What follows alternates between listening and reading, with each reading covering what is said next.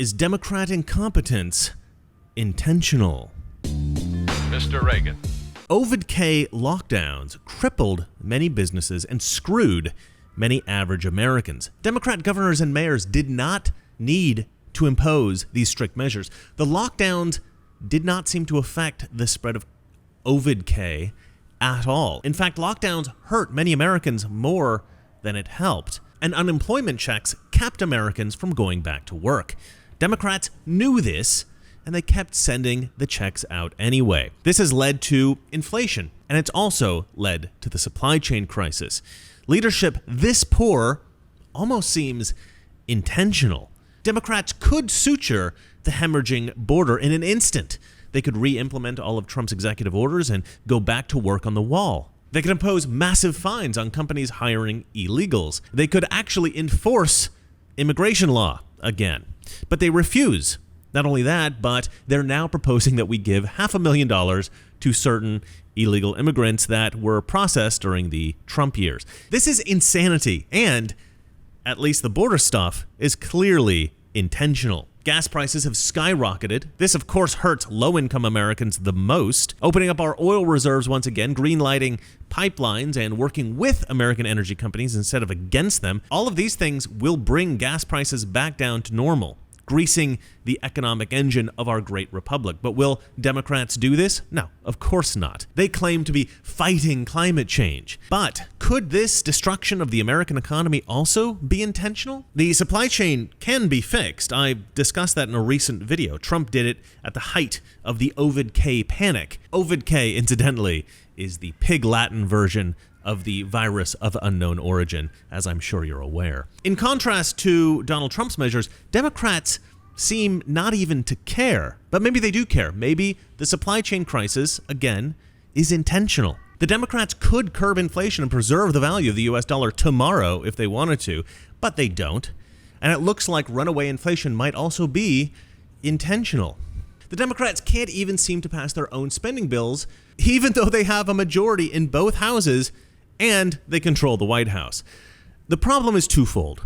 The progressives want to drain the American people of every penny, pump all of our money through the federal government and fund whatever it is that they see fit to finance, effectively turning our capitalist democratic republic into a communist dystopia. On the other hand, a couple of moderate Democrats, namely Kyrsten Sinema and Joe Manchin, are holding out until Democrats pare these bills down and make them a little bit more reasonable. But what does that mean? I'm not sure. I don't know what a reasonable bill looks like to Manchin or Sinema. But so far, the Democrats in charge haven't changed a thing. They might change the timing of the spending in some way, or they might change the way the funding is calculated in order to make it look like they're modifying these bills, but they're really not changing anything. Joe Manchin referred to this kind of gamesmanship as a shell game, and he's absolutely right. That's exactly what this is. And these bills could be modified significantly, and Democrats would still get a lot of their Marxist crap through, but they're not doing it. They're not modifying anything. They're stubbornly demanding that Manchin and Sinema swallow the Marxist pill whole. It seems truly absurd. They're being utterly irrational, and though this is not entirely unexpected of Democrats, this time it seems particularly so. I mean, at this point, Manchin and Sinema are passionately hated by establishment leftists and Democrat voters. So it's probably in their best interests, especially Manchin, to just join the Republican Party. This would take all the pressure off of them, because then Republicans would have a majority in the Senate, and then defying these absurd spending bills would no longer be just up to them. It would kill the bills completely, and then the Democrats would have to negotiate with the entirety of the Republican Party. And yet, Manchin has said that he has no interest in entertaining this option. Mother Jones says it's got a scoop that apparently Joe Manchin has been telling associates that if he doesn't get his way on the reconciliation plan, he may leave the Democratic Party. Now, have you ever had a plan to switch parties? Have you ever? No. If switching a party, whether you have a D by your name or an R by your name, changes who you are as a person, then you're in the wrong profession. And it's all about you and not about the oath you take to the office, the oath to the Constitution, to protect and defend. That shouldn't be a party affiliation. That should be all of us. I've always said this, Brett. I'm fiscally responsible and socially compassionate. I guess you can put me anywhere you want. But having the D or an R by my name or changing and going from one to another, I've never considered that. Why? Joining the Republican Party will shift power in D.C. It's a huge deal, and you've never considered it? None of this makes any sense. So what's really going on with this spending fight? Well, I have a couple of theories. One of these theories is pretty out there. This is a legit conspiracy theory.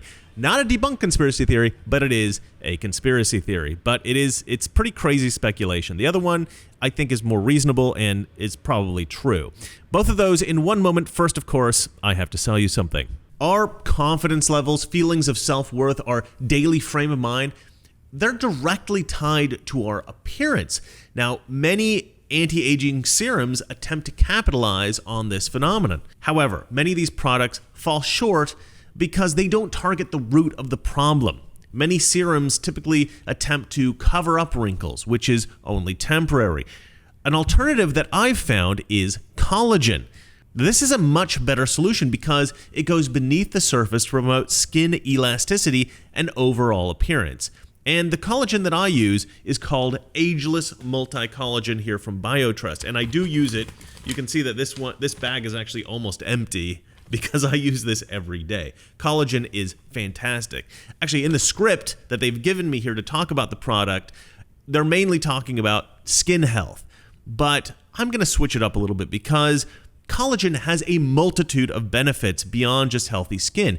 You need good protein on just about every healthy diet plan, and collagen is just about the best protein that you can get. Now, I'm currently back on keto, and I watch a lot of Thomas DeLauer videos and a bunch of other doctors and health nuts on YouTube, and they all recommend taking collagen. Now, I actually have joint issues, so I take collagen especially for that, but also for the myriad of other health benefits that collagen provides.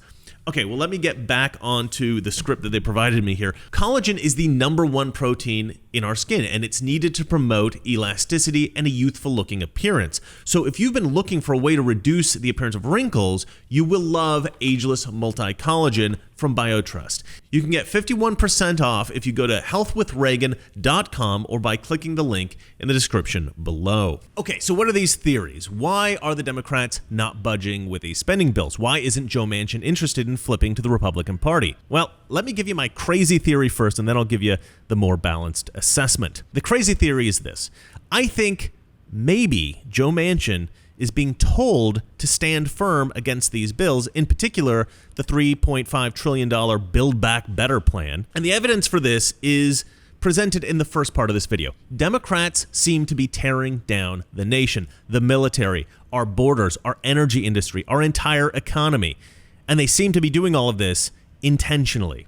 The first time I entertained the idea of Democrat politicians intentionally tearing down America is when I saw Dinesh D'Souza's film, 2012 Obama's America. Dinesh made a brilliant, convincing argument that some American politicians, Barack Obama in particular, do not want America to succeed, but rather to fail. And as I said in a previous video, I do think Obama is in charge behind the scenes today. So it makes sense that the Democrat Party would be happy to delay passage of any spending bills to drive the U.S. economy into further chaos. And I'm thinking that the Democrats will push this as far as they can go, create more supply chain problems, create more disarray until there's so much pressure that those opposing them feel that they have no choice but to give them whatever they want. This is right out of the Marxist playbook. Destroy, destroy, destroy until people are so miserable that they'll do whatever you want. And so I think Manchin may be under orders from Barack or some other powerful Democrat to continue opposing this bill until they give them the okay to vote for it. Maybe they want Manchin to give the Democrats time to sell the bill to the American people, give the American people more time to get miserable. I don't know. Because why else would Manchin insist on remaining a Democrat? At this point, it's not helping him. If he were really standing up for his principles, he'd join the Republican Party. He'd be hailed a hero over on this side, and he'd likely ensure support and victory in his next election. All positive things for him. And yet, he doesn't even consider it? I mean, that is awfully suspicious. Now, that's my kind of crazy theory of, Democrats wanting to create as much chaos as they possibly can. What is my more balanced theory? Look, I think it's possible that Joe Manchin really is genuine, that he genuinely opposes the bill, that he genuinely sees himself as a Democrat and doesn't want to leave the party. But also, if that's true, right, if that is true, then I think that there's another point there, and that is that he's not alone, right? That there are other Democrats in office who are behind Manchin quietly, but don't want to admit that publicly. They don't want to go against Pelosi and those people. I think that there was a letter written by, I think it was 5 congressmen, wrote a letter, I think it was to Nancy Pelosi, saying that they had, grave concerns over the $3.5 trillion Build Back Better plan. And so we do know that there are people behind the scenes that oppose the bill, or at least oppose part of the bill. 9 moderate House Democrats on Friday sent a letter to House Speaker Nancy Pelosi saying they were not on board with her vow to hold up a $1 trillion bipartisan infrastructure bill until Democrats' larger budget package passes. The 9 lawmakers instead threatened to withhold support for the $3.5 trillion budget resolution that represents one of President Joe Biden's top priorities until the infrastructure plan is first signed into law. Pelosi told her caucus in a call this week that she would not deviate from the 2-track process, saying, quote, "The votes in the House and Senate depend on us having both bills." But honestly, even Pelosi might not want this bill to pass, or Obama behind the scenes.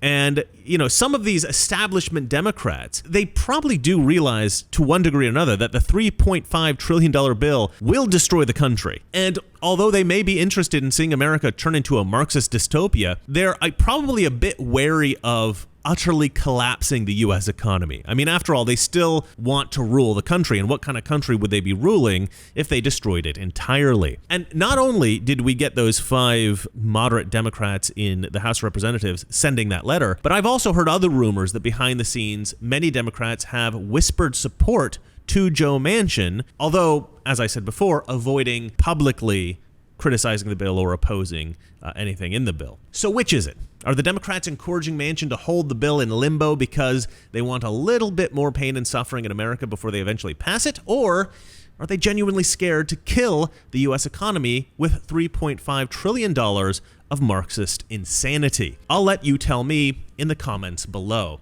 Now, go check out my other channel, Mr. Pagan, for a quick laugh. And remember, it's not that our liberal friends are ignorant. It's just they know so much that is not so. Let's go, Brandon. Good night. Someone very profoundly once said that if fascism ever comes to America, it'll come in the name of liberalism.